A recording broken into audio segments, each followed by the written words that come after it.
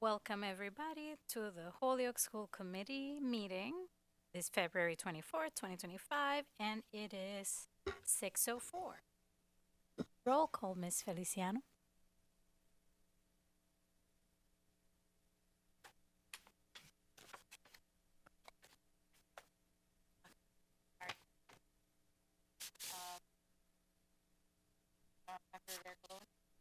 Here. Present. Present. Here. Aki. Here. Here. Present. All rise for the Pledge of Allegiance. I pledge allegiance to the flag of the United States of America and to the republic for which it stands, one nation, under God, indivisible, with liberty and justice for all. On March 29, 2023, Governor Healy signed into law an act relative to extending certain state of emergency accommodations, which, among other things, extends the expiration of the provisions pertaining to the open meeting law to March 31st, 2025. Specifically, this extension allows public bodies to continue holding meetings remotely without a quorum of the public body physically present at a meeting location, and to provide adequate alternative access to remote meetings. The Act does not make any new changes to the open meeting law other than extending the expiration date of the temporary provisions regarding remote meetings from March 31st, 2023 to March 31st, 2025. Pursuant to Mass General Law, Chapter 30A, Section 20, I'm hereby informing all attendees that a video and audio recording is being made of the meeting, and the meeting is being live streamed and run live on the city's community TV channel. Welcome, everybody. Ms. Feliciano, do we have any public comment? No. Welcome, Major Garcia. Do we have our student reps? No.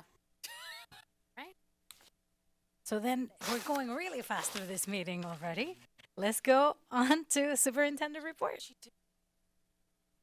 Yeah, and I'm not sure if Sean is in the waiting room, but if he is, could bring him in as a panelist. But I did include, if not, I can run through the presentation. I did include,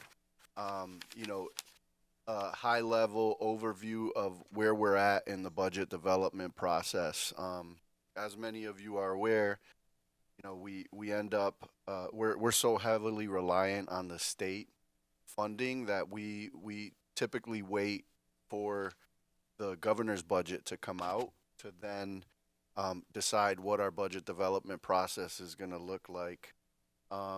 Right now, we're looking at about a $6.63 million or 5.5% increase in our net school spending requirement, and that's primarily driven by the implementation of the Student Opportunity Act. So this is year 5 of a 6-year implementation. We'll have one more year in 2027 of another year of implementation of the Student Opportunity Act. And then what we'll see is revenue start to flatten out a little bit, and it'll be more dependent on what the inflation rate is and more dependent on what your enrollment is. But for now, we're seeing, for the past 4 years, we've seen increases like this. One thing you'll notice in there as well is our other contribution, and right now I'm on page 2 of that presentation. You'll notice a pretty significant increase in the city admin net school spending item. So that's an agreement that we have with. Can people at home see the presentation that Mr. Soto's talking about, or just see him? We can only see him. Can we get it so people can see it at home? Let me if I can I forward it to you, or yeah.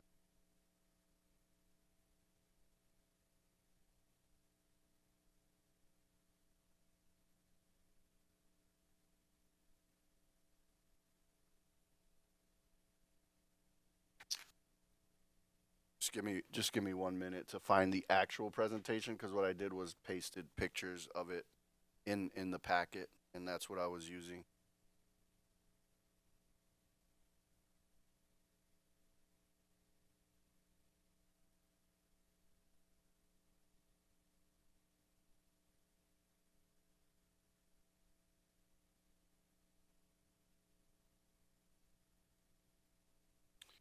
So Irene, I'm gonna share it with you right now.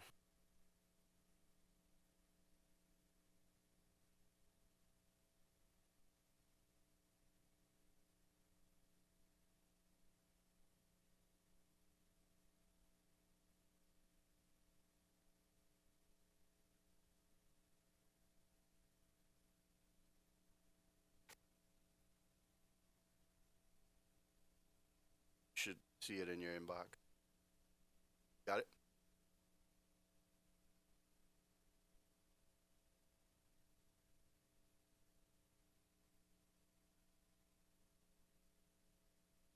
Great.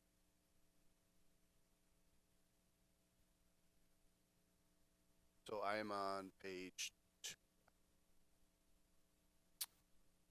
one back.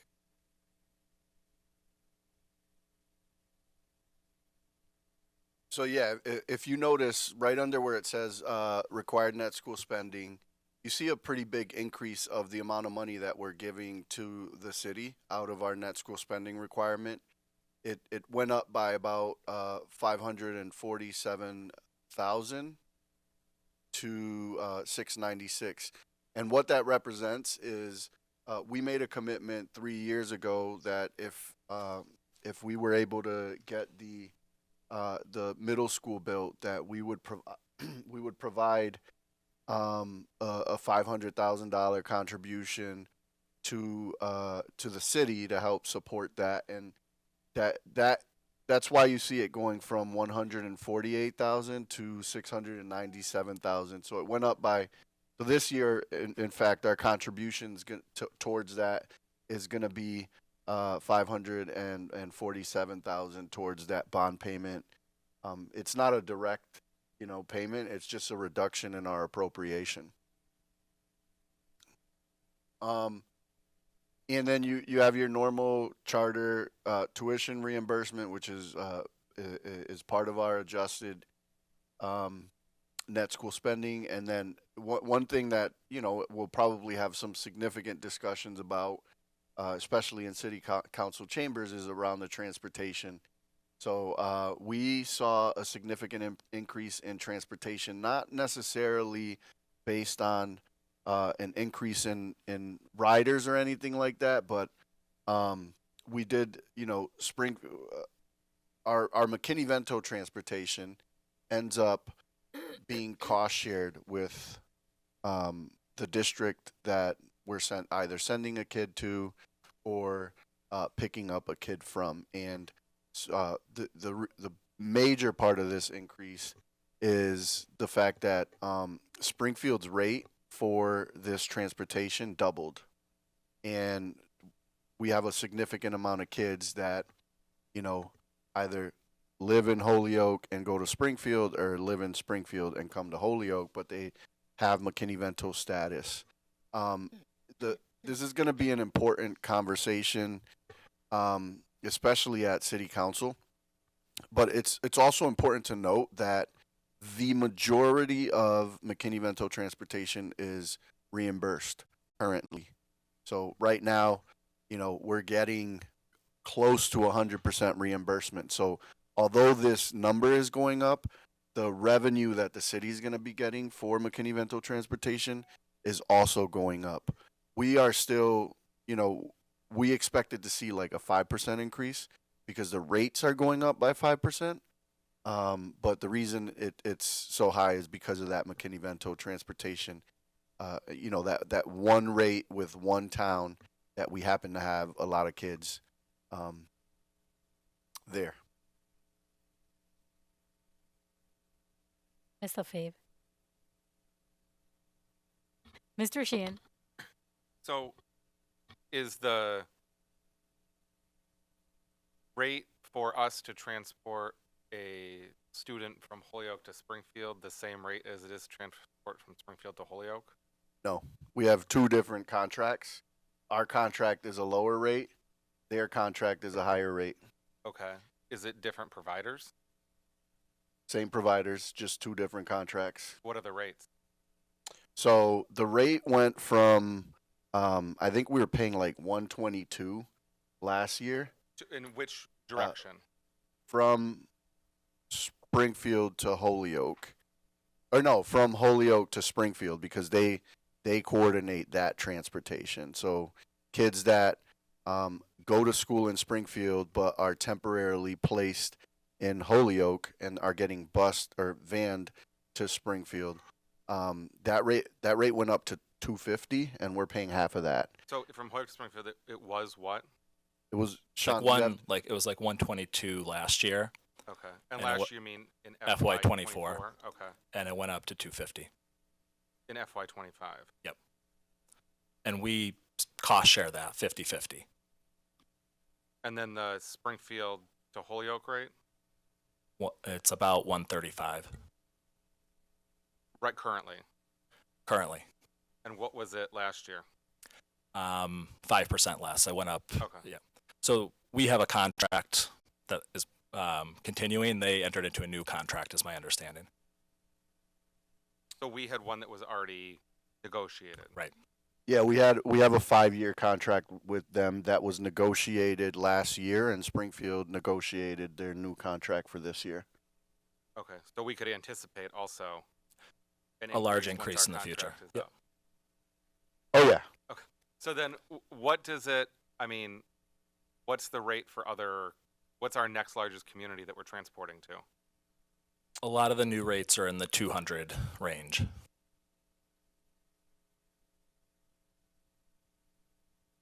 You had a Mayor Garcia? So can you, I mean, maybe I'm looking at this or not understanding it correctly, but what's the anticipated increase on the local budget separate from the state contribution? Yeah, so it's 700,000 from the Holyoke required local contribution. That's the second line. And then it's the transportation line of 1.1. But again, the what I want to reiterate is that, you know, we're hoping so like your revenue for McKinney-Vento transportation is also going up. So the net impact related to the McKinney-Vento portion of it is not that 1 million. So Yeah, I know, you still got a budget for it though. you got a budget for it, but you also got to increase at your it. revenue on the revenue side. But we do anticipate like it being at least 5% because the rates that we negotiated in our contract, our 5-year contract, had a schedule to go up 5% per year. And if you guys remember correctly, we went out to bid. We were looking at like an 18% increase, and or something ridiculous. It was a very, very large increase.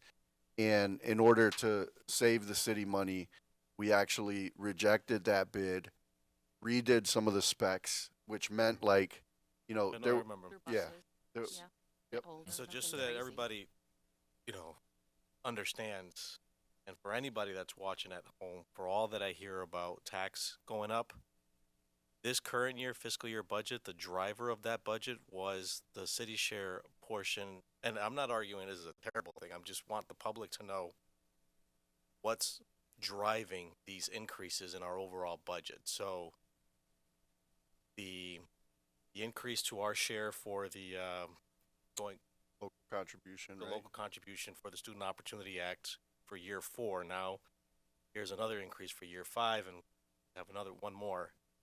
Then it was the transportation costs, all that coupled with health insurance. Yep. That was like the $3 billion increase to the budget difference for this year comparatively to last year's budget. And so here we are now yet again.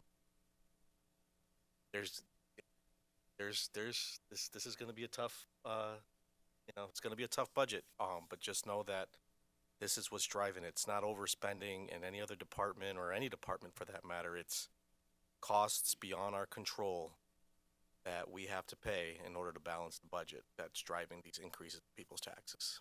This is where it is most schools. Yeah, and I think everybody fought really hard for the Student Opportunity Act, and rightfully so, right? And I think that, you know, the city's local contribution towards those increases is, you know, it's something that I had anticipated. We had like discussed at length when we were fighting and pushing for the Student Opportunity Act, but it's also something that we, an unintended, Yeah. Consequence on the local budget. Ms. LaFave. Roughly how many students are part of the McKinney-Vento? We have about it's okay if I speak, sorry. We have about 90 routes. There's more students than that, but we pay for sort of the runs. So we can get you an exact number, but we pay for about 90 to 100 runs. Okay. Now, what is the average length of time in which a student falls under that transportation, and when does it become a permanent residence? So, at which point? Because I'm sure that then Yeah. after a certain time, then they are relocated to a permanent residence, but do they still fall under that? Yeah, bracket. under the McKinney-Vento law, even if you, like, let's say one of these students get permanent residency in the school year, like, let's say one of these students gets permanent residency next month, they're allowed to go to their school of origin if it's decided that it's in the best interest for continuity, and then they would have to enroll in, if it's Springfield, they'd have to enroll in Springfield next year if that's where their permanent residence is. So the McKinney-Vento protections allow the student to stay in their school of origin for the rest of the school year. Right, and then they change over. And then they change over Okay. once they find permanent housing, yes. Okay, and how is that tracked? You just wait for somebody to tell you, the expectation is Yeah, that the family will tell you we moved and this is where we're going to be living, or is there a way Yeah. that you are notified besides the family Our notifying? our transportation team and our McKinney-Vento liaison is in close contact with these families, and between both the transportation team and the McKinney-Vento liaison, that determination is made with. They get that information. Yeah. Ms. Wilson. So earlier you were, we was talking about 122 moving up to 250. Can you put that in actual terms? 122 what? 250 what? Is it 250 Dollars per route. dollars per route? Per day. Per day. I'm just trying to understand. Are we talking like 122,000 for the year, or is it? I'm just trying to better understand. So it's per route. Per route per day. So it's two routes going there and coming back. So that counts as two. No, That's just that's one. one route. So That's the way just- it works is if it's from Springfield to Holyoke High is one route, and you could get up to 6 students on that one route. Right. And then, but if it's Springfield to Lawrence, that's a whole separate route. That's just the way that the contract was structured for McKinney-Vento. Right. We- So yeah. So the route is to and from. One So- route is to and from. Yeah. Yes. That rate is So yes. okay. I just wanted to make sure I understood that in my mind. Thank you. That's yes. Thank you. Mr. Isasa. On the charter tuition transportation, is that transportation of our students to the charter school? And are they fully reimbursable as well or not? Yeah, it's Sean, you can speak to this. Yeah, that portion's not reimbursable. It's not Right. reimbursable. And that's relatively new when I look at it, like the last 3 or 4 years that's started. And that cost grew about 10% from FY24 to FY25. And that's something we can also expect to continue each year. And the biggest school is Holyoke Charter School. So Right. the way Holyoke Charter School gets funded is they're included in this. The Chapter 70 revenue comes to Holyoke, and then we just pass it through to them. And I think that was embedded in the charter tuition in the Original, yeah. past, and recently they started to break it out because transportation is not eligible for net school spending, so they started to break that out separately for us. Thank you. I think we can go to the next slide. Mr. Sheehan. So, looking at the transportation budget. Yeah. So, at the 11.9 million for projected 2026, what is the breakdown for what is the McKinney-Vento cost for 2026? So if slide 7 has a pie chart that breaks that number down into the sort of the main categories of transportation. So that slice for McKinney-Vento, and a small portion of it is for Foster Transportation. So 1.6 million. And that's a big increase from where it was. Okay. And then one thing I've said about charter transportation for years is I don't understand why our obligation is to provide transportation for the charter student under the state. Our obligation isn't to pay their bill for what they bid out. We could take over their transportation and include them in our bid and have a more competitive bid. And I don't understand why we don't do that. And I've been saying that for 15 years, that we should just take on that as part of our bid and try to get better rates than just have them say, here's our bill for transportation. I mean, that's our only requirement, is to provide the way to get there. It's not to pay the bill. So I think we seriously need to look, when our bus contract is up, seriously need to look into just taking over that transportation and seeing if that can be more cost effective for the city than letting them just bid out a smaller route and run their own bid. Yeah, that's a good idea, Devin. And honestly, that, like Sean alluded to it, like we didn't even start seeing this transportation until like last year or the year before.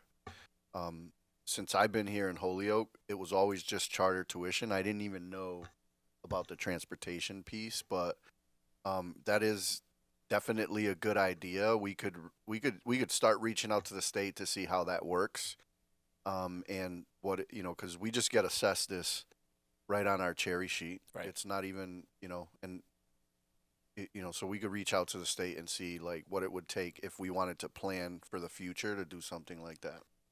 Because I'm just gonna say, those legally, they only need to be provided what the public school students are being provided.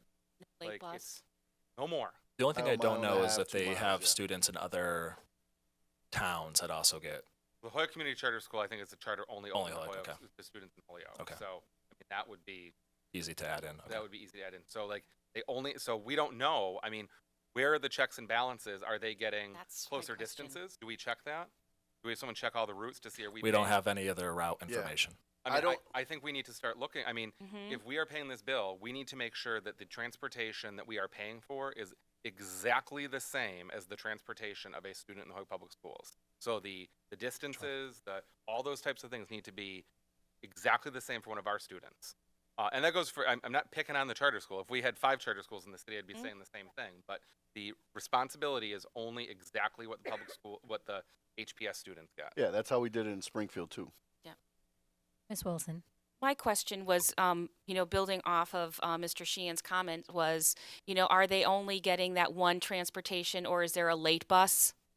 Some schools offer late buses so they can stay after to work with teachers. I'm wondering if we're paying that additional cost for an extra route to be run, Yeah. and we don't know that. So I would definitely, go along with Mr. Sheehan about looking into, what the routes are and ensuring that they're meeting the Holyoke standards for transportation. I'll look into it. I also don't know, like the way the assessment is calculated, it may not actually be based on actual costs. It may be a foundation budget, like average cost across the state type of figure. So I'll look into it and get more information, and then we can come up with a plan. Thank you. Ms. Lefebvre. And when we're talking about the route, is it per stop? No. No? Okay. I was just wondering because their stops tend to be every block and a half. So I was just wondering if It's that not per was stop. I mean, the stops are, not just for the vans. I'm talking about big buses, mini buses. They're all based on where kids live. And if there's a concentration of kids that live in a certain area, they'll add a stop there. And they also look into like how long the run is going to be. We ran into issues with the parochial schools because they wanted to stop on every corner, but then that run becomes like an hour and 10 minutes long, and then you get parents calling, how come? So we had to put a little bit of bumpers in place to say like, nope, these kids could actually go to that bus stop. We don't have to include a stop. So it's based on one route to the school. It's not based on any stop, but we do try to keep our runs, under 45 minutes. It's a little harder to do that with these, out of district schools and stuff like that. But within our own district, we strive to kind of keep those routes under 45 minutes.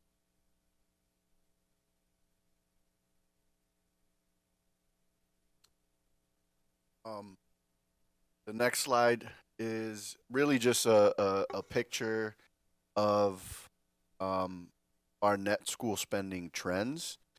You can see that starting in 2020, which was the first year that the Student Opportunity Act was implemented, a pretty decent spike compared to the previous years. And that continues to go up. And then when you see in yellow, it's kind of just flattening out. That's what we're expecting that it to flatten out after year FY27, because then at that point, the Student Opportunity Act would be fully implemented, and we'll start to see more fluctuations based on enrollment or based on inflation, not based on the implementation of this Student Opportunity Act.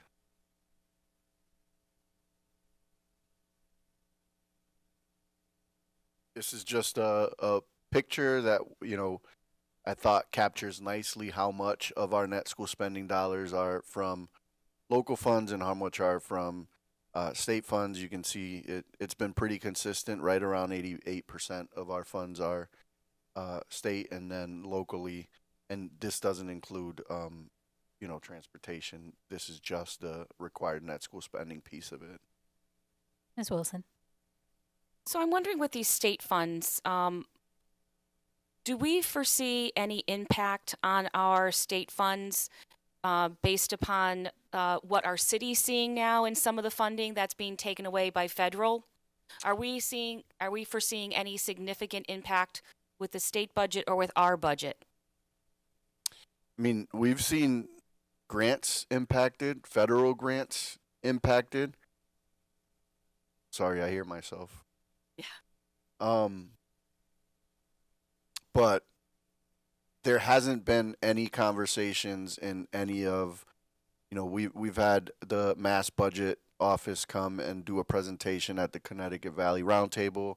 Sean's a part of MASBO, and the state has been pretty consistent in saying they fully intend on fully funding the Student Opportunity Act, and they're on schedule.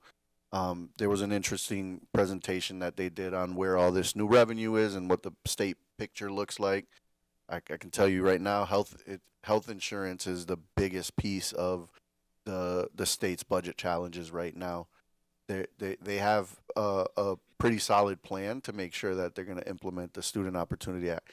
Now, that's just my opinion and what I'm hearing from other superintendents, what I'm hearing from other CFOs, but like, who knows? A lot has been changing very, very fast over the last couple of months. So, Thank you. Mr. Willihan. Thank you. Yeah, this is just a good visual. Basically, just it's been traditionally, pretty solid that the amount of local taxation just pays for, between 10 and 12% of the school budget. So I mean, this pie chart. If we took this pie chart and some of the wealthier towns, Newton, Wilbraham, this would be Cambridge. vastly different. Cambridge, Brookline, I can go on. So okay, thank you. So Sean, I'll do this next slide and then I'll let you take over. I just Sure. And I was coming from another meeting. I wasn't intentionally late. I apologize. So. I know you guys went really quick. I was like, there's no way they'd be there in 10 minutes. So this next slide just, we're going to add columns to this as we go through the budget development process. It compares what our budget was last year. You can see we closed, we didn't have a deficit this current year. Initially, before the governor's budget came out, we did some real high level projections. Sean and his team did a really good job. Just, we didn't want to wait for the governor to release their budget to get a sense of like what next year looks like. As we're making decisions throughout the year on potentially investing in some things that we might have to cut later. Then the governor's budget was released, and it was better than anticipated. They used a different inflation factor than we had, and they actually the enrollment that we were using was slightly lower. Am I right, Sean? Yep. So we went from just simply our initial projection to the governor's budget. We were looking at a $4 million deficit, and now we're looking at a $2 million deficit, which we plan on solving throughout the budget development process. Ms. Wilson. So since I'm looking at the salaries and I see the percent change is 4.9%, I'm wondering how we anticipate contract negotiations when we're doing these projected budgets. Sorry, long day back from vacation. So there are placeholders for increases for all staff in that number.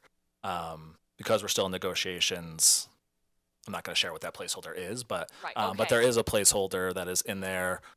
We don't know where the ball will land at the end of the day, but there is an estimate, and that's for all units. If the contract's settled, then we've used the actual contractual increase, but if it's an unsettled contract, then we've made an estimate. Thank you. Mr. Wellahan. Thank you. Yeah, I mean, if you followed just a local school budgets throughout Western Mass, they're dealing with the same budget increases than we are. Transportation, that's going up throughout the district. I'm actually surprised that the health insurance is only going up 5%. I'm hearing some towns are going up 10 or 15. So that's actually a plus for us. Thank you. So this is an estimated increase in health insurance. It's not final, but I did just come from the health insurance trust meeting, so I don't think the final number will be drastically different from that in terms of what the premiums go up. But it's not going to be exactly that. And we think that in our current appropriation that it was a little higher Right. than what we're actually paying. So we estimate, but we don't manage the health insurance. Like the city has a benefits department, and when we do our report of actual expenses at the end of the year, that's when we actually get, okay, we budgeted this much and this is what we actually spent. So initially we were thinking we were going to just level fund this, but right now where we're at in the budget development phase, we wanted to put a placeholder in there. Those are some of the key next steps, is to look at those big items and see if there's any way we can chip away at those to get at this $2 million deficit. Ms. Wilson. So my last question is the retired teacher's health assessment. What is that? That's this is actually an assessment that we get right on the cherry sheet for health insurance for retired teachers. So that's like an actual number that's not going to change. Like right on the cherry sheet, it's basically the health insurance portion of teachers when they retire.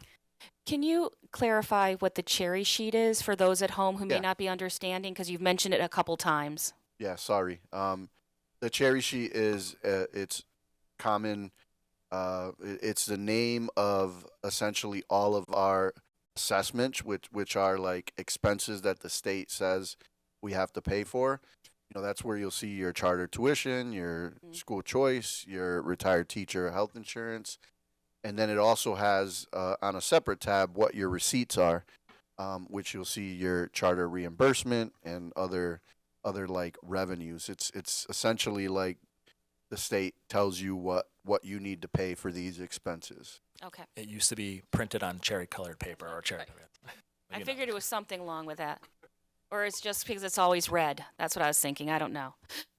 Mr. Sheehan. And I think just for people watching at home, just more of the explanation with the retired teachers' health insurance is that when you're currently working and you're an employee of the city, you're taking on the city health insurance, but you don't pay into the city retirement.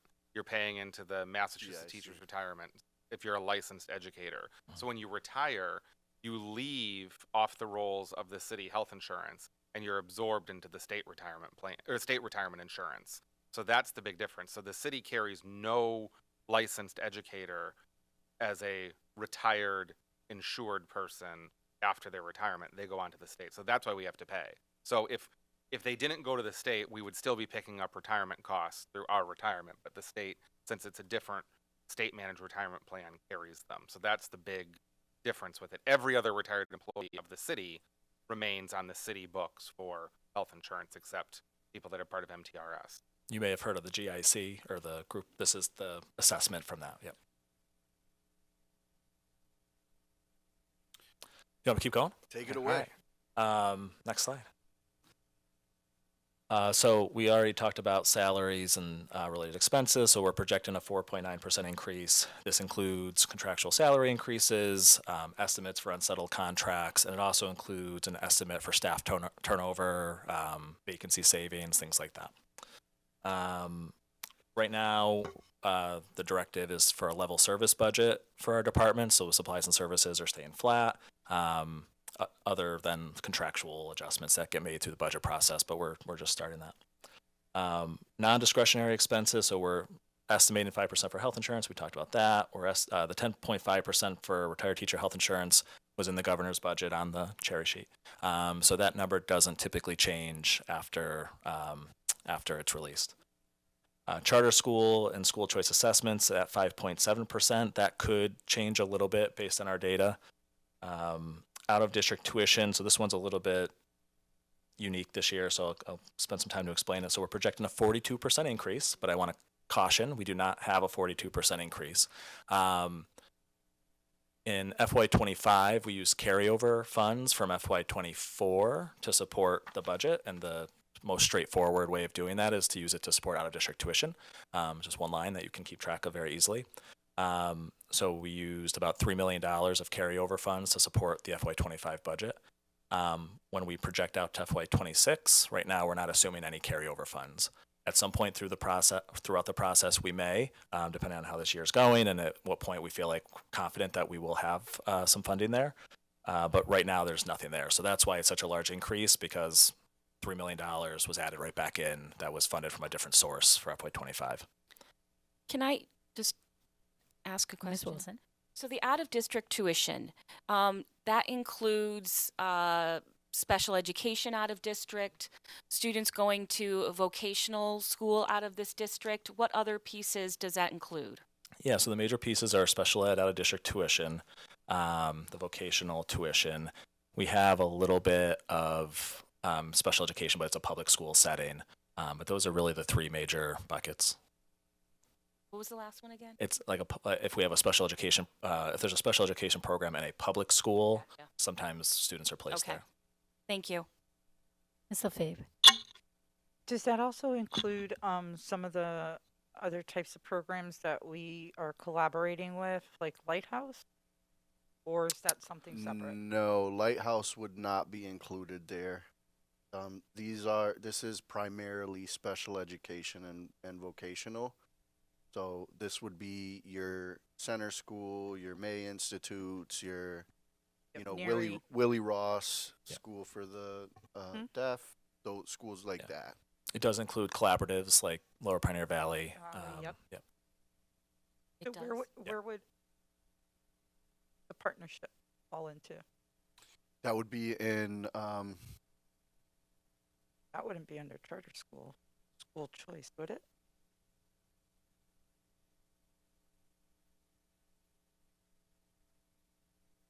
So you're talking about that would be Lighthouse. supplies and services. Yeah. Oh, okay.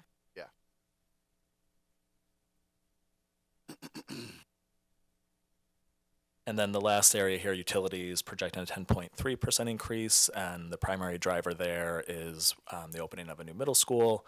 Anticipating that the utility bills will go up, especially if we maintain Metcalf in some capacity. This was the breakdown of transportation, because we know that's going to be a big item for this budget process.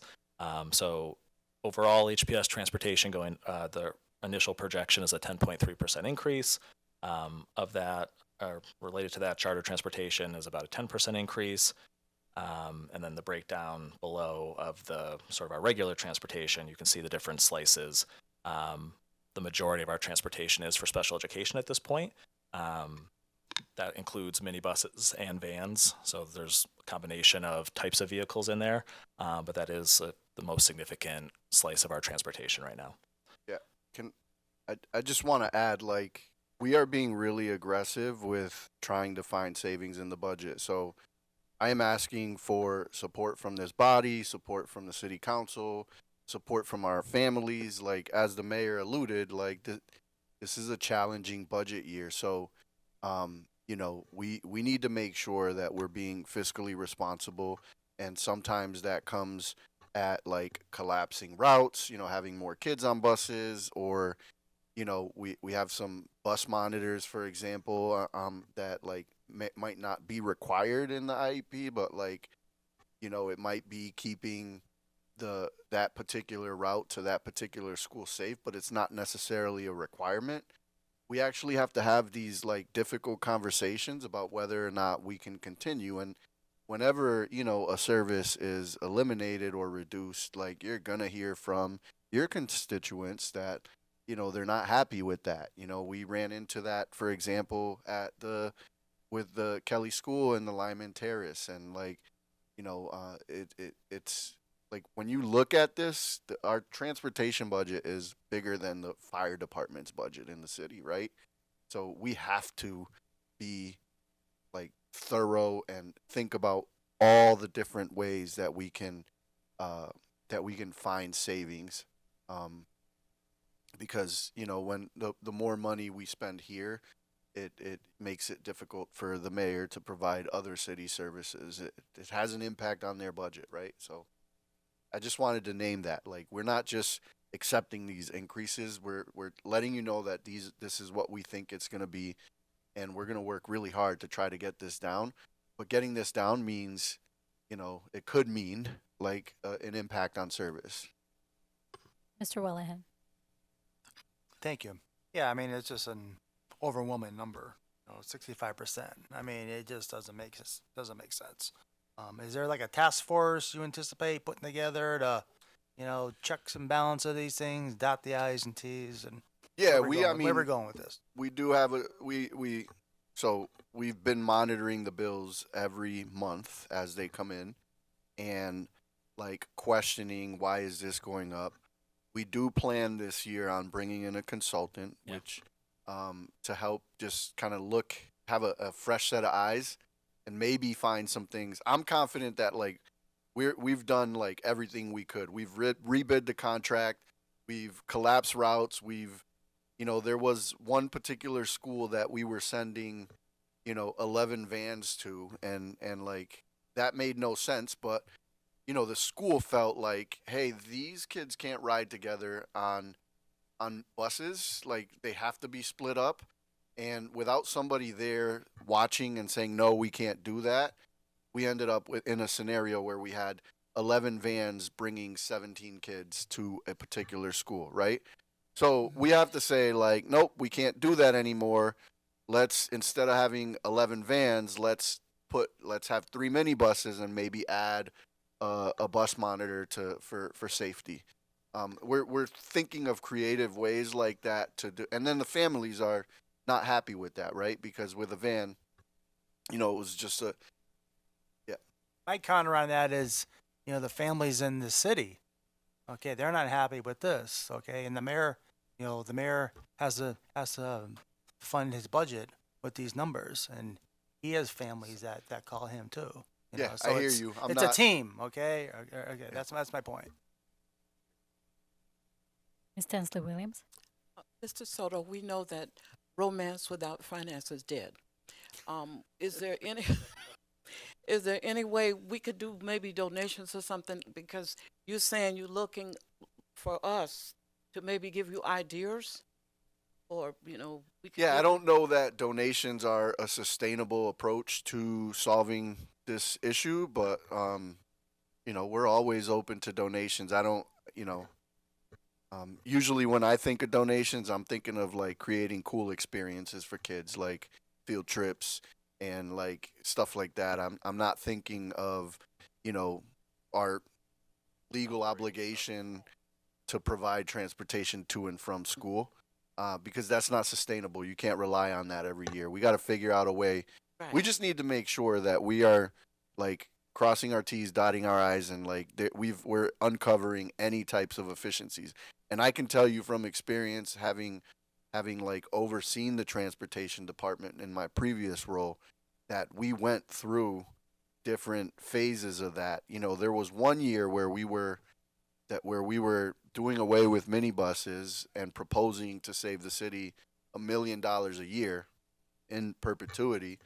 And that became a political fiasco at the time Thank you. because the drivers union was not on board with that, and the city decided to not go with that plan. But we did have a plan to save a significant amount of money at that time.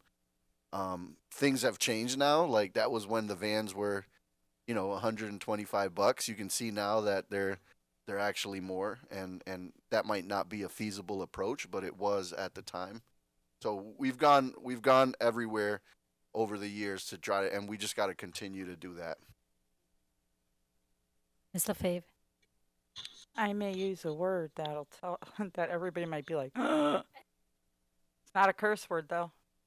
The word is equity, right? So when we're talking about these students that may require this transportation, specialized transportation, when we talk about equity, it's whatever each student needs in order to be able to either get to school, be successful in school, right? No. So here we are talking and worried about what others are thinking. I hope that nobody ever has to go through what a parent with children with special needs has to go through. That is the hardest thing. And when we constantly are talking and blaming that our students in special education are taking up all that money, let's all stop for a minute and think, did this child ever ask to be in the position that they're in?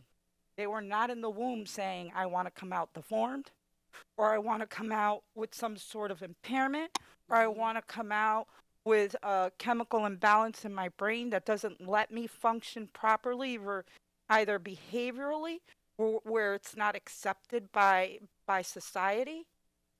Really stop and think how we say these things and how we address it. I get it about the budget. My kid was all my kids were one of the ones that required that specialized education, the little yellow bus. And for them itself, it was embarrassing because everybody knew what that little yellow bus meant or the van. But this is what they needed in order to be able to go to school and be successful in school. Not all families have the ability. If it was for me to bring them, they wouldn't even make it. They'd probably jump out of my car. So obviously there was a reason why this transportation was available. And as for the monitors on them, when it comes to the behavioral aspect, I think that is the most important thing because it's not only to keep that student safe, it's to keep the driver safe and all the other students safe because you never know when an episode can occur. That's all I have to say. Thank you. Ms. Wilson. So I'd like to understand what percentage of our special education population does this 65% represent? So we're all looking at this large number saying 65% of transportation is special education. But how many students is that really? What percentage of our students on it, who have, let's be an IEP, because that's what gives you the specialized transportation. How many students do we have? And out of that, out of those students, how many of them are participating in this 65% of our transportation costs? That's what I would like to find out to better understand. Is it the cost? Is it the placement of the students, like where they live? I'd like to better understand where that number comes from rather than just going to, because I'm telling you, I look at it and go 65% is unreasonable. Yeah, And I'm not blaming anyone. I'm not saying that students don't deserve specialized transportation if it's required, but I'm telling you, as a former employee of Holyoke Public Schools and a former person who ran meetings, I saw students who had transportation that did not meet the criteria for specialized transportation. And I know that's discussed at every IEP meeting every year. It should be part of that discussion to see if the student qualifies. And I know there were guidelines for that as part of special, and that, sometimes it even requires a safety assessment to be done. If they're concerned, if families, teachers, educators are concerned about safety, there should be a safety assessment done so that it's not just, because I'm looking at this and I'm thinking, all right, we have this many, smaller buses. What does that mean for a field trip? If a student goes on a regular bus with their school for a field trip, why can't they go on a regular bus to school every day? Or are we giving, or for those students, are they also getting that small bus transportation to field trips? Because that's my understanding. When you say small bus transportation or specialized transportation, it affects every transportation a student would encounter in the school day, whether it be an 8th grader coming to look at Dean or going to look at Holyoke High, they should get a small bus because they had that to begin with. Or sports, athletics, if they have a small bus transportation, are they getting a small bus for athletics as well? So these are the pieces that I would like to see looked at from a systemic point of view, looking into that further. Thank you. Happy to put something together that captures some of that information. Mr. Sheehan. Yeah, I just want to say as we kind of embark on this budget process for FY26 and recognizing all the work that's already been done, it's just mindful that like this budget and this creation is really the first big thing that takes over on July 1st as that transition occurs. So with that being said, it's also so important and for members of this committee to have the full knowledge of what's in the budget and also being able to dispel those rumors in the community. So when people are saying, well, all of your tax dollars are going to pay for buses or all of this is going for those kids or all it's important the community that people are willing to and able to defend that, and also the fact that being able to defend the fact that we're not taking this money and like giving exorbitant salaries or putting golden water fountains in every school building, that this operating budget that we work with is, even with all of the money from the Student Opportunity Act that's increased, is still just kind of just doing it there for Holyoke and for every community, that it is not the above and beyond that we really need. So that's really important, and it's really important that this whole committee is there when superintendent and business manager and vice chair need to go to the city council meeting and discuss this budget and are supportive and being there. It's just it's so important. This is like the first piece for all of us, and I just think knowing the ins and outs of the budget and understanding it and being able to talk about it is going to be so key to our future. So we can defend some of those things and know the answers to some of those things. And it doesn't have to be a discussion every meeting with 100 questions. I mean, if you see something and have a question, you can email the superintendent and say, hey, what is that? Tell me more about this. And maybe it's a discussion with the whole committee, or maybe it's something you just missed at a meeting that didn't click when it was going through. So I mean, it's really important that everyone is well versed on this, because you all know what it's like going through the budget process with the city, and how the tribunal that occurs with some of these things. So.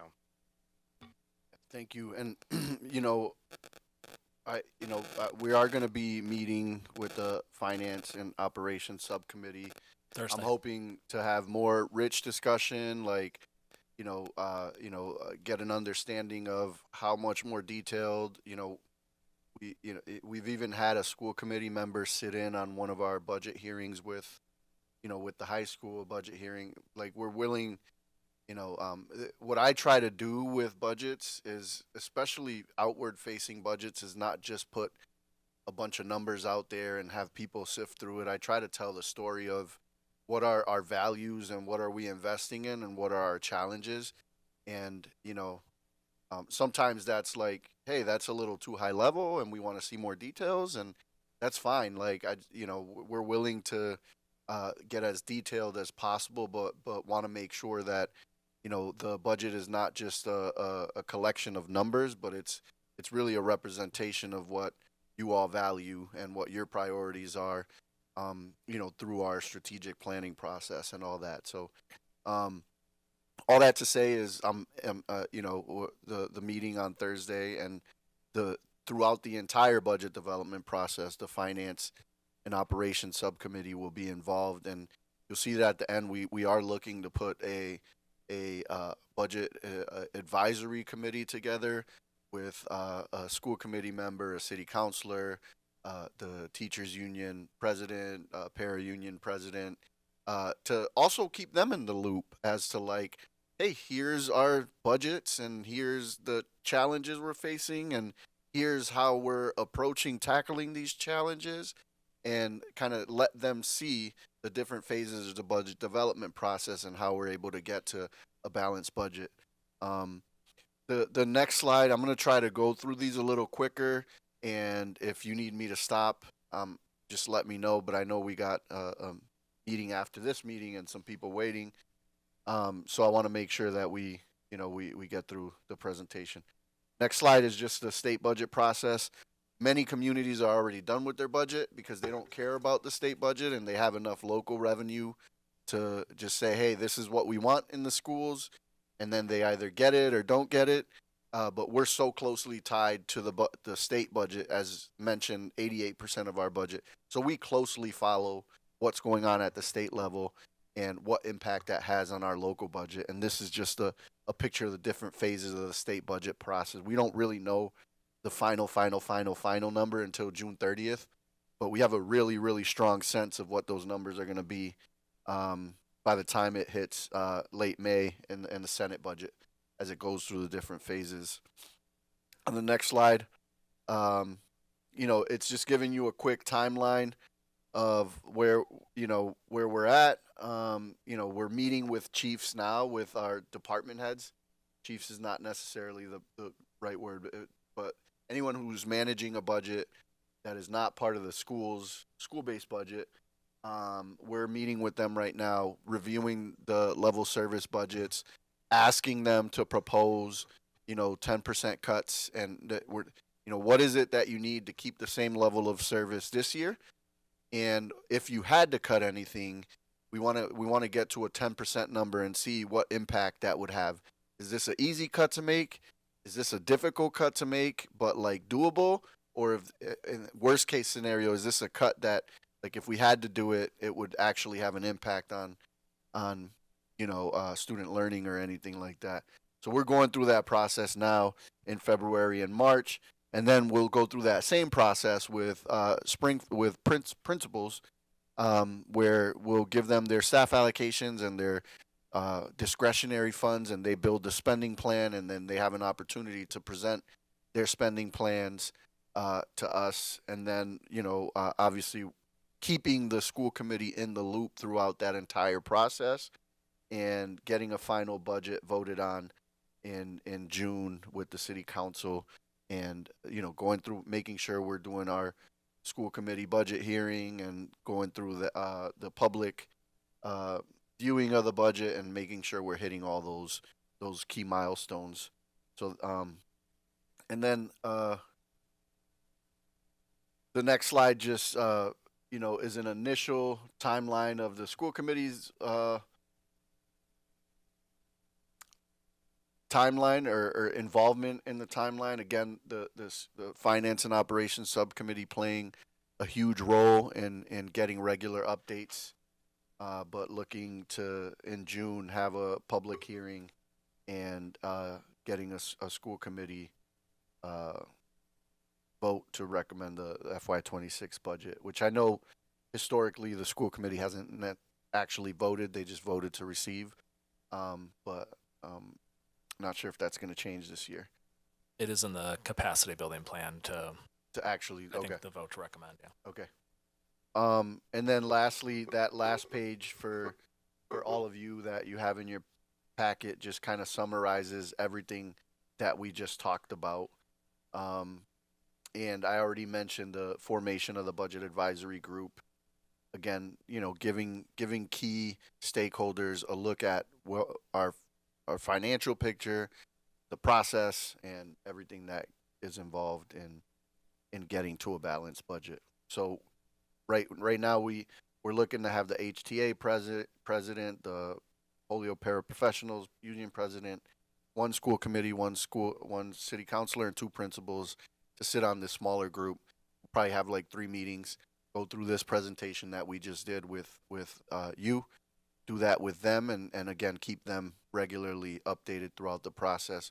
And sometimes they may have some ideas on ways we can close this $2 million gap. But that concludes just a high level overview of where we're at in the budget process right now, and I look forward to working with you guys to get a balanced budget in place by hopefully May 1st. Thank you so much. Mr. Willihan? Thank you for the presentation. Thanks, Sean, too. Can I make a motion to forward this document to the Finance Committee? So moved. Discussion? All those in favor? Aye. Any opposed? Motion passes unanimously. Ms. Lefebvre? Really quick, on the formation of your budget advisory group, is there a reason why you wouldn't include any of the other departments, like a representative? What are you like? What other departments work in your schools? So you would have like dietary, you would have. Yeah, I mean, they're involved in developing their budget. So the department heads, every department head is involved and gets a real good picture of their budget. But this is the group of stakeholders that we wanted to help understand our issues. Like if we had to make cuts, like they get a good understanding of why, or if there's particular investments we want to make, they're able to. I mean, I'm not opposed to including more people. This is just the group of people that I've typically used when we were in positions like we were in the past. We haven't had this advisory group over the last 3 years because we've been able to balance the budget relatively easy given the infusion of ESSER dollars that we've had. But if you have recommendations on anybody that you think would add value to being on this group, we're open to it. We're not And we do have a cabinet that reviews, that has all the department heads that also reviews all this. And we work through the budget. So that includes people services and technology, and Nursing. human resources, and all the cabinet departments.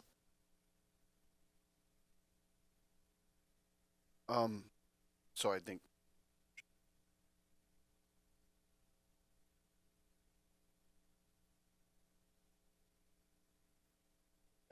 all right. I thought that was discussion. Sorry. All right. The next thing in the packet is the MEC. 1 second. I would like to make a motion to appoint Mr. Willihan to the Budgetary Advisory Group. Second. Seconded. Thank you, Sean. Discussion? All those in favor? Aye. Any opposed? So moved. Thank you so much, Mr. Willihan, for your willingness to serve. Now you can continue. Yeah, so this the next thing in your packet is essentially we put this Metcalf working group together to evaluate the space of Metcalf and what we could use it for.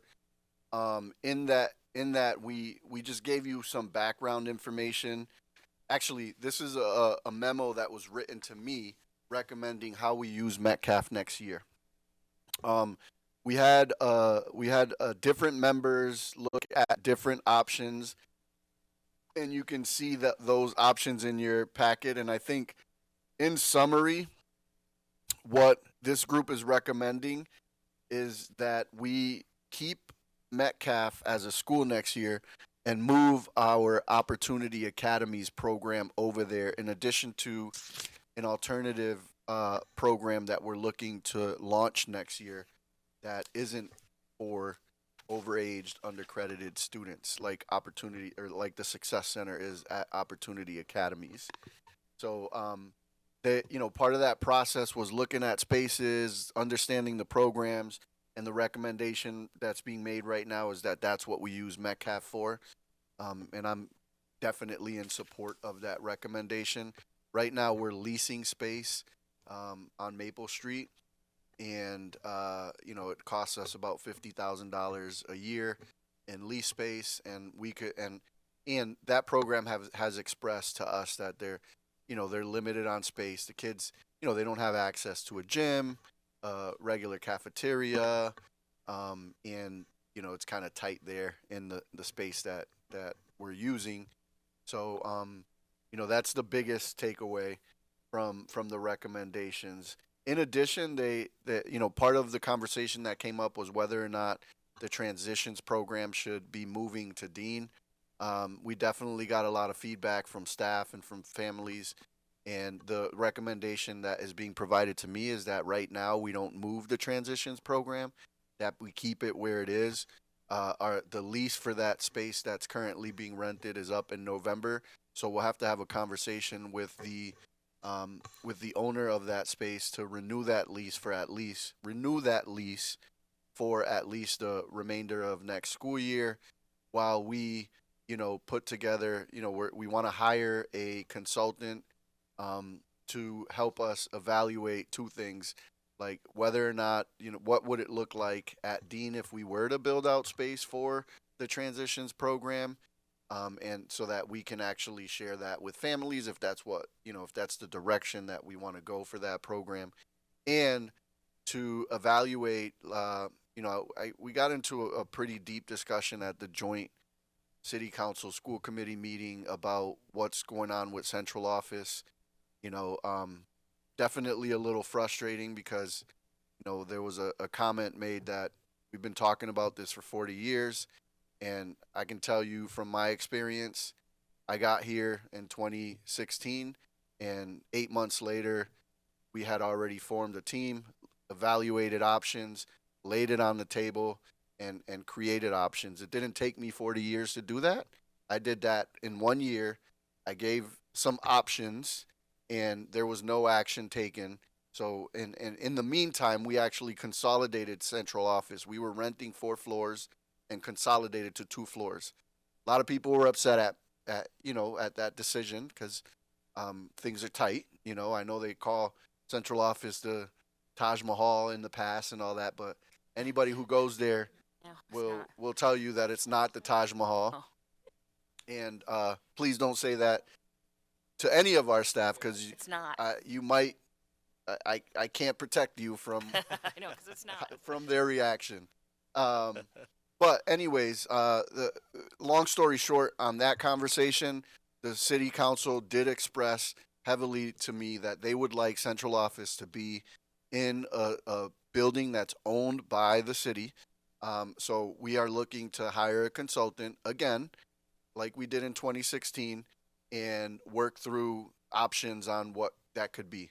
And, you know, it could be similar to what we did in 16, where we looked at Central Supply, we look at Dean, we look at the Annex, we look at City Hall, we look at all these different spaces, or we look at the building that we're in and recommend that the city buy that, and then it's a city-owned building.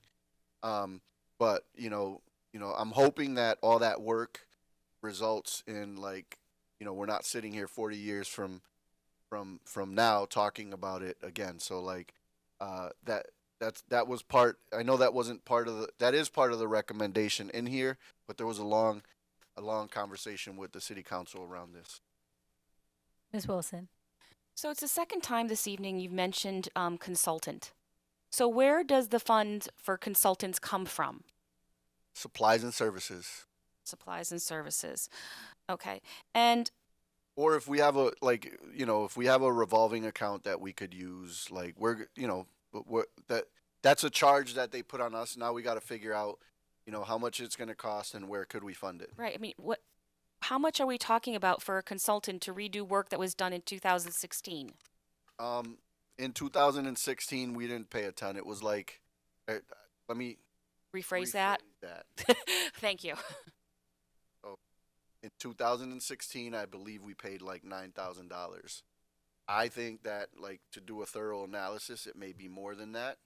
But we haven't gone down the route to see what something like that would cost.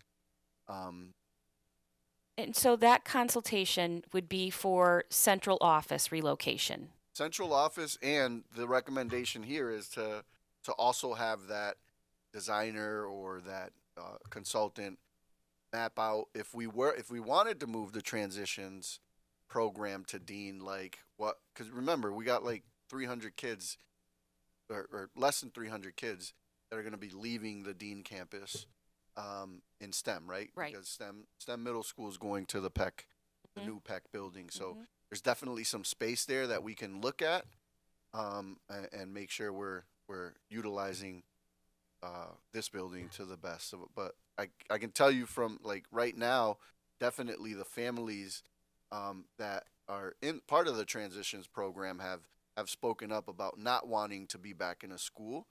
But the recommendation is let's look at a design and maybe if they saw the possibilities, that could be a reason to change their mind, because that program has also expressed that it's tight and there's not enough space Right, it looks like. to be able to support the program. So, you know, one thing that I didn't think was an option is looking at renting a bigger space.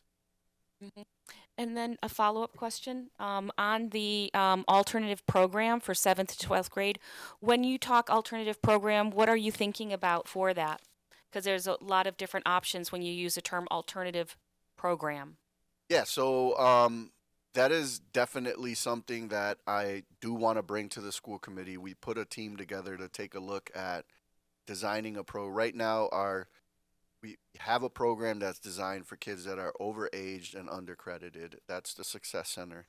But there is a group of kids that might be in 9th grade or in 10th grade or in 8th grade where the traditional school setting is really not working for them, and Opportunity Academies is not an option. And we're looking to start a program next year for 9th and 10th graders to help support them getting on track and in a different setting, you know, a smaller setting, not this big 1,000 student school, and make sure that they're getting the support that they need early on so that they don't end up overaged and undercredited. But that is definitely something that I want to share with the school committee at a future meeting or a subcommittee. But we do have a program design that we're thinking for next year. So it's not a behavioral program, I mean, a student that is struggling. right? But I'm just saying it's not for students who are just having like social, emotional, behavioral needs. Because the reason I'm going in this direction is because finding staff would be challenging. So I'm just thinking about the idea of creating this program for these 9th and 10th graders for whatever reason to get back on track. You know, I'm concerned about, you know, staffing it. If we can't staff our traditional special education teachers, our severe special education teachers, or just our regular teachers, how are we going to now hire this group in order to work with these students? And then what does that impact do, as you're always wondering, what's the trickle down effect in those classes with pulling those teachers from those students? How is that going to impact it? So I'm just very concerned because it's listed here, you're talking about it, and there's really no information at this time. Yeah, I'd love to share that information. And the impact of not doing something is kids end up dropping out. Kids end up out of, like not getting the support they need. And like, this is something that I believe is a gap in Holyoke Public Schools. We held off on designing something during the rezoning process, and we're waiting for space to free up to actually be able to implement something. But this is something that I believe is needed. You have other communities that have this option. Right now, the option is, in some cases, they end up going out of district or, just not getting the support they need. So, love to have this conversation, and we'll provide you with the information, and then whatever subcommittee is going to take it up, we'll. Mr. Sheehan. I cannot sit here and go through another study and review of moving central office. This is like the nightmare that keeps coming back. When I was a student representative in 1996, the discussion of central office was on the docket.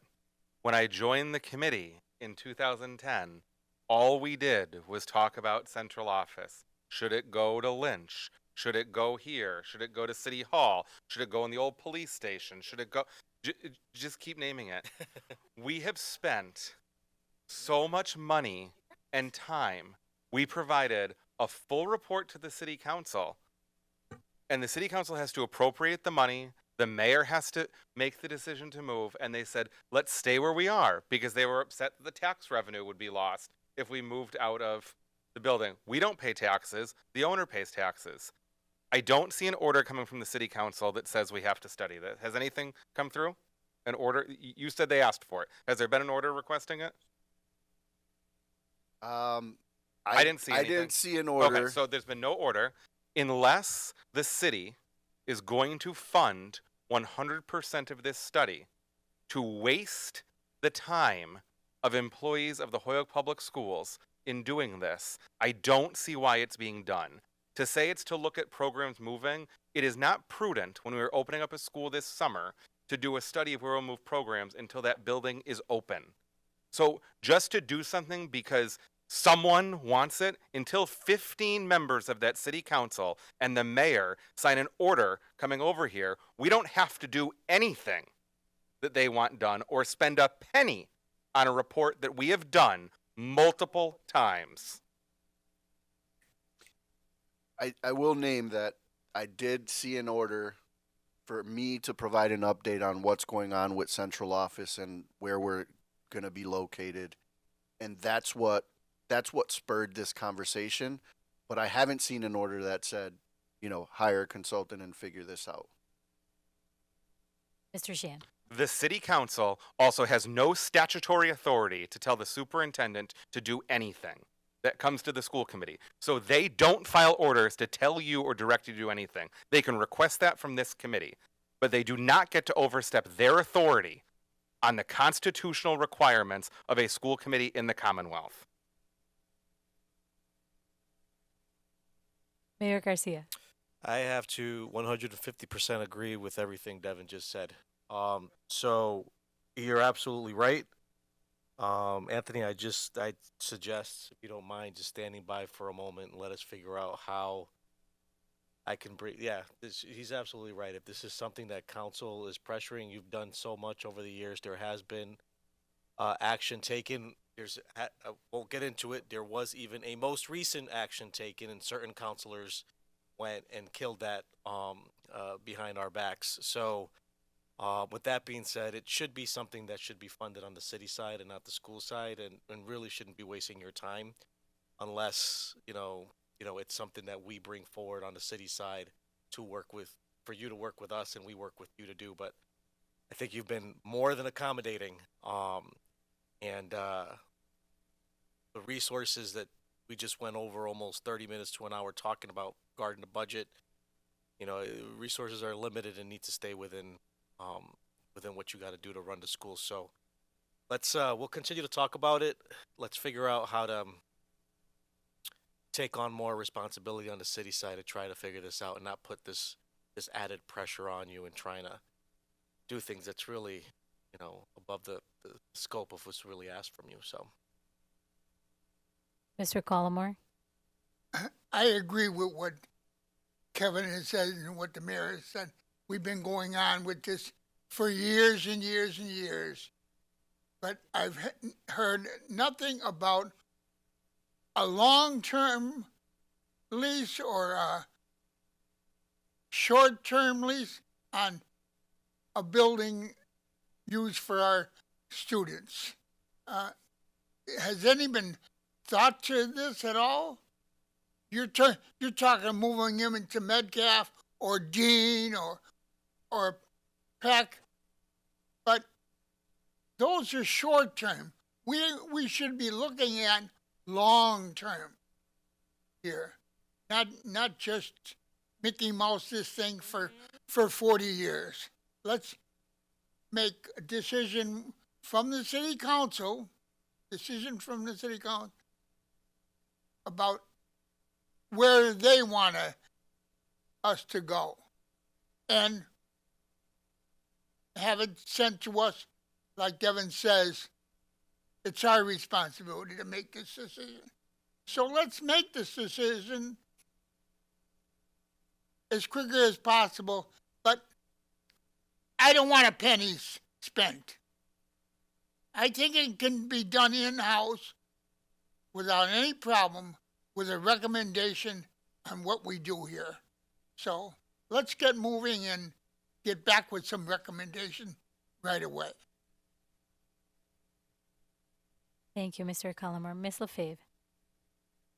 So I'm just going to say that I did watch the joint city council school committee meeting, and it reminded me that it was now round 2 of what occurred with Dr. Zreich and how Dr. Zreich was treated. And the mere fact that also our superintendent was also interrogated on immigration as well, and how many students we have in the district and how that can impact our funds. So that was quite the meeting. And I think we all need to start, really standing up, not only to protect our students, but also stand up for our superintendent as well.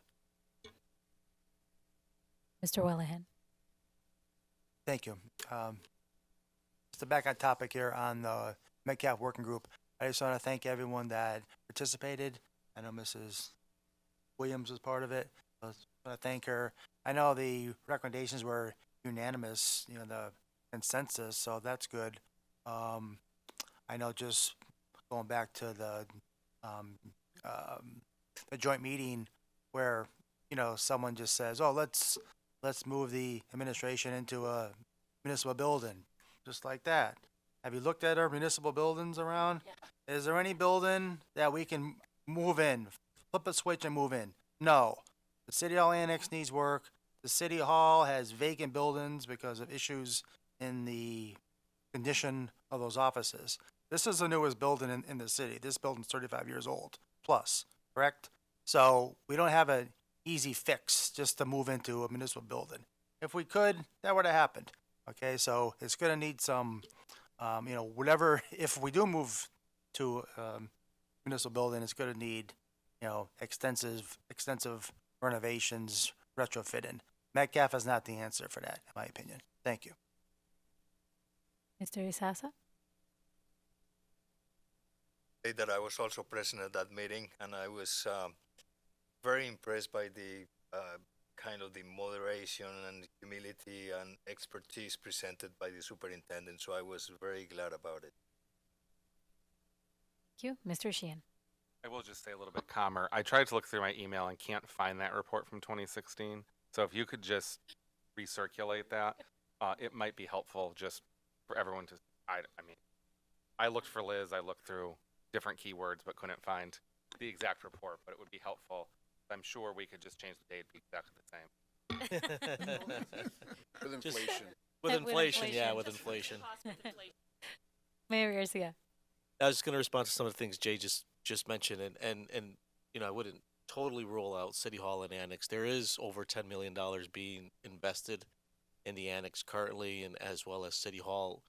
But you're right. Like if we were to do that move, there are going to be initial costs for the retrofitting, which I think and Devin's right too. Like these aren't costs we shouldn't pick it up on the school side and get consultants, but there will be a cost that we should be incurring on the city side to get the appropriate engineer to help kind of design and spec out the space and help advise how that fit would look.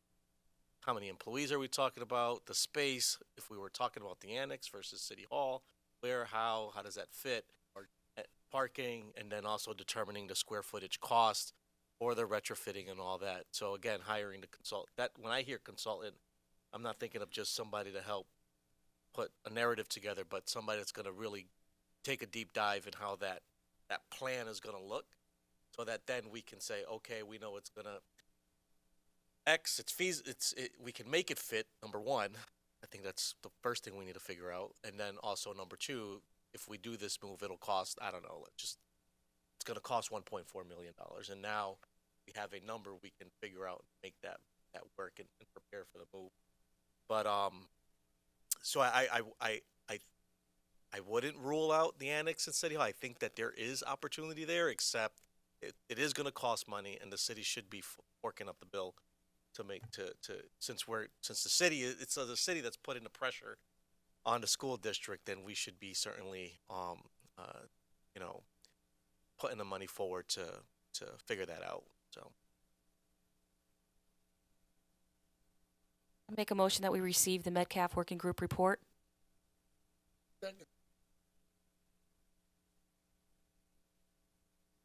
Motion made by Ms. Wilson, seconded by Mr. Isasa.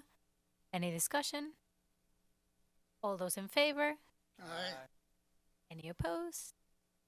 So moved. The last thing in my report was the Q1 update that I emailed back on December 11th to the committee. We are currently working on our Q2 update, so you'll get an update. You should expect to get an update within the next couple of weeks. A very similar update that, just explains how we review our school improvement plans, how we meet with schools, how we analyze data, and track our progress throughout the year. And it was requested that we include this in the packet and have the school committee receive the report. Ms. Wilson? So I when I'm looking through it, and I may have missed it, so that's why I'm going to ask, and I emailed you about this special education reorganization plan. When was that presented to the school committee? When we, as part of the capacity building plan, when we went through and analyzed what the benchmarks were for the upcoming school year, that was one of our benchmarks that was listed in that stoplight reporting portion of the annual benchmarks that we set every year. So Could you resend that? Because I couldn't find. well, we didn't actually present the whole plan. Like we just said I'm that looking that for the was plan. Yes, I can certainly. Okay. Right now, it's a project plan. I don't, and what I'm looking to do is have somebody actually make it in a much more presentable, it's a project plan with a bunch of tasks, and I don't think you deserve to look through all that. Like, I want to summarize it in a way that's digestible and understandable, because there's many portions to that.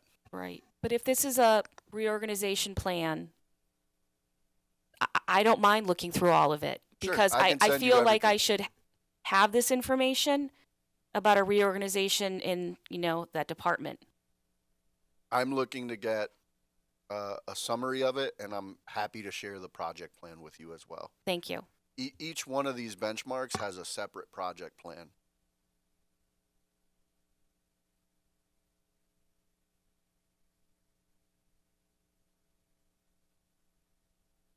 Went a little ahead on that one. May I have a motion to receive the quarter one report submitted by the receiver?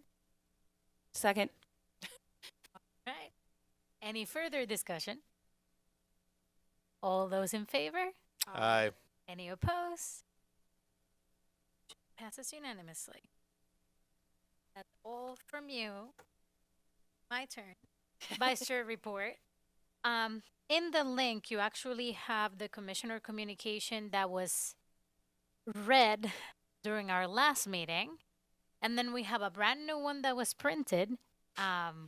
It just doesn't make the cutoff for our agenda, but I will read the part pertaining to our new information that refers to that previous letter. So consistent with, and this is coming from Acting Commissioner Johnston, consistent with my letter dated February 7, 2025, the Holyoke School Committee voted to maintain the current collective bargaining team and labor council. As a result, the bargaining team and labor council are authorized to exchange proposals with the Holyoke Teachers Association, and during the process of bargaining with the HCA over tentative contract provisions, I expect Receiver Soto to regularly consult with the Holyoke School Committee. And then, as is standard practice, any agreement reached on contract proposals will be considered tentative until both the union and the district bargaining teams ratify the tentative agreement with their respective constituencies. If a tentative agreement is ready to be reviewed for ratification by both parties prior to June 30th, 2025, I would at the time consider any request from the Holyoke School Committee for additional authority in order to vote on the tentative agreement. And then that's what's new from this letter. And we all have a copy, and there would be a link to that for the public as well in our next agenda. All right, moving on to new business. I'd like to make a motion to receive Oh, yes. the February 21st letter. Thank you. Seconded by Mr. Sheehan. Any discussion? All those in favor? Aye. Any opposed? So moved. Letter received. All right, so we have out-of-state field trips. Second. Any discussion? Mr. Willihan. Thank you. Can I just get a brief synopsis on just what the trip entails? Yes, I'll get that. I'll get those details from the requester. It's it's our cosmetology instructor.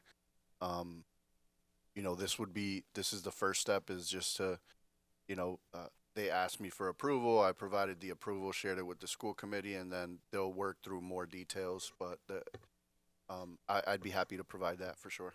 Thank you. So much. All those in favor? Aye. Aye. Aye. Any opposed? So moved. Next up, approval of minutes. May I have a motion?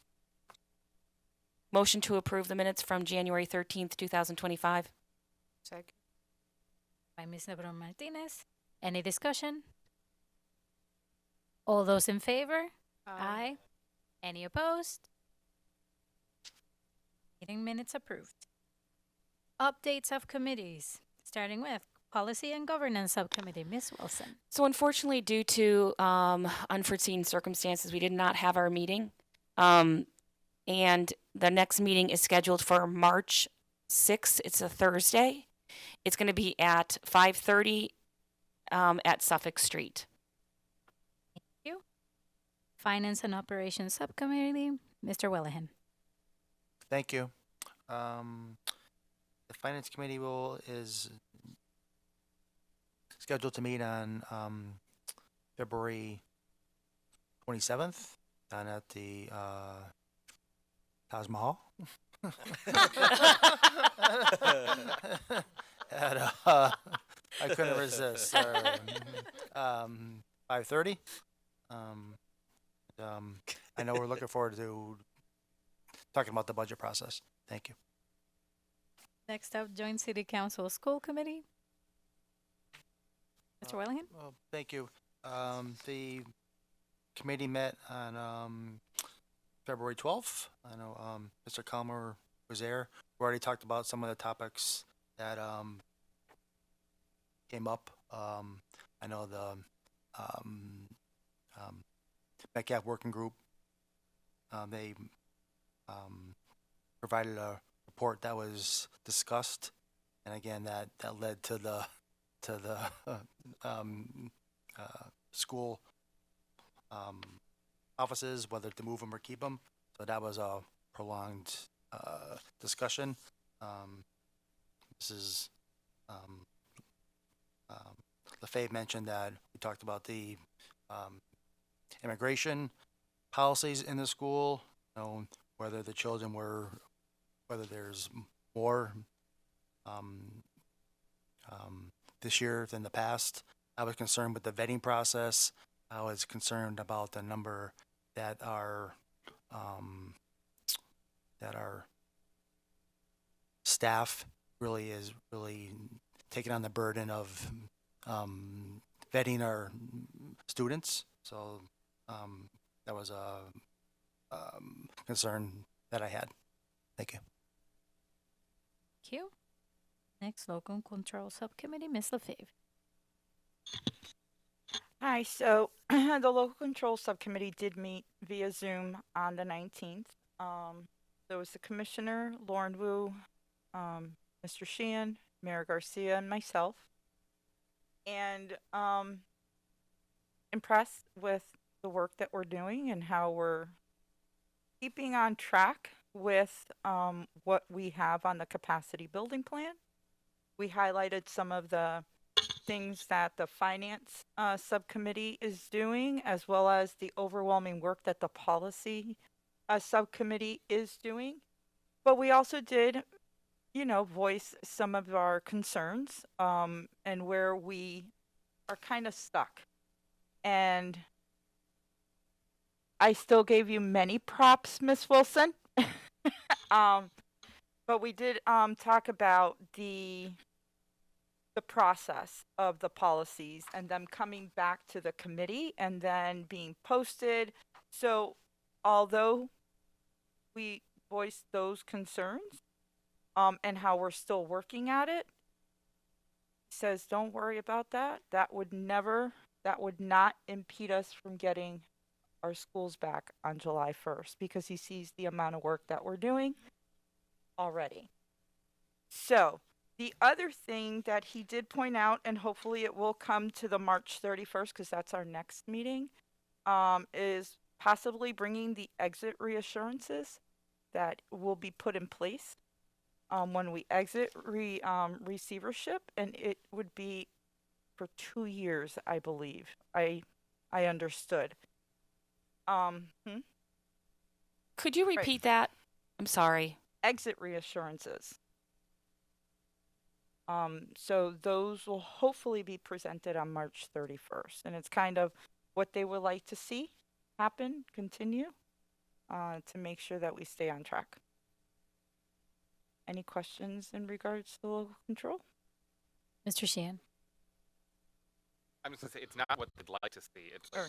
the parameters that we must That we must follow. Yeah, it's not Yeah. suggestion. Right. It's a reassurance that we're going to do. Yeah. Ms. Wilson. So those are going to be given to us Hopefully, by March 31st? hopefully. March 31st, they'll come with it. I had asked for them in the meeting because Yeah. asked for them March 31st so we'd have time to ask questions. Like it would give us April, May, and June. Mm-hmm.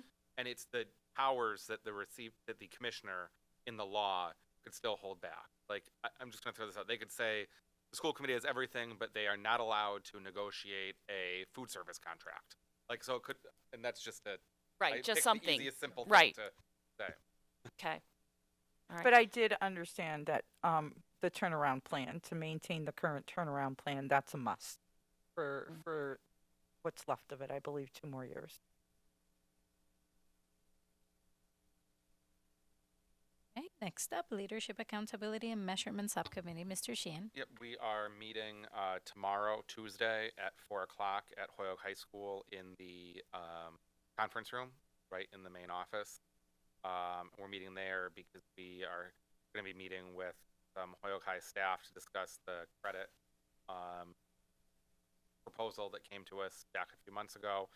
Start our conversation around competency determination, graduation, and then just a brief conversation around the superintendent receiver evaluation cycle.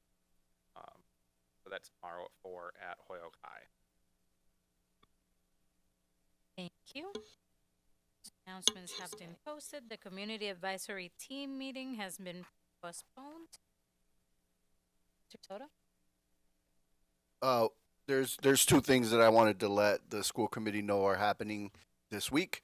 One of them is one of my favorite events of the year is we've received nominations for the Grinspoon Award, the Pioneer Valley Excellence in Teaching Award.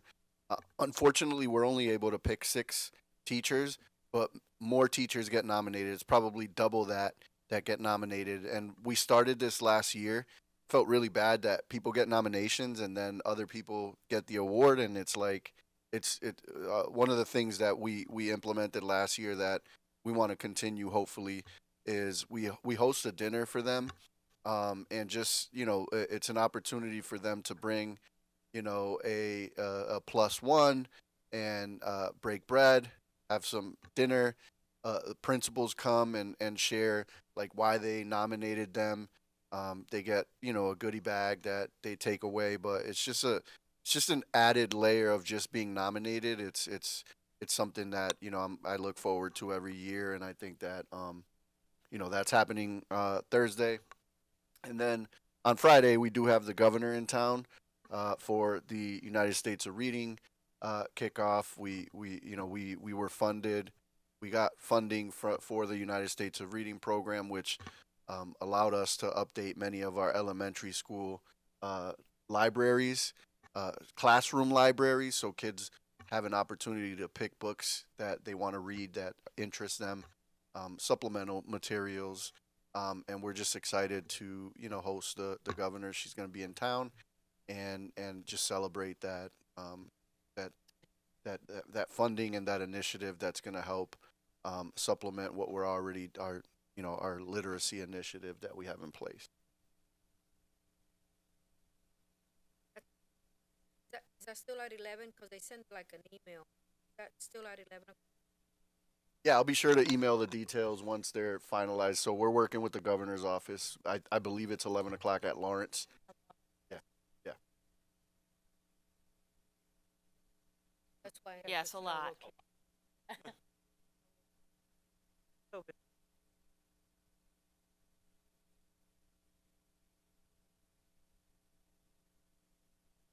I will make a motion that the school committee go into executive session because a public session could have a detrimental effect on the public body for the purposes of collective bargaining in regards to the Hoyoke Teachers Association. Second. Moved.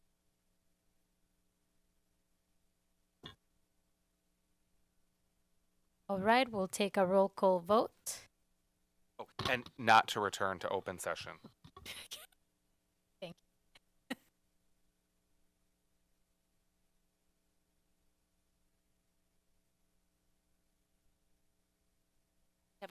You have to do the roll call. We can go into it. Yes. you're trying to. Yes. Dr. Rivera Colon, Yes. Yes. Yes. Brown Martinez, Yes. C. Daza, Yes. Mr. Collmore, Yes. Yes.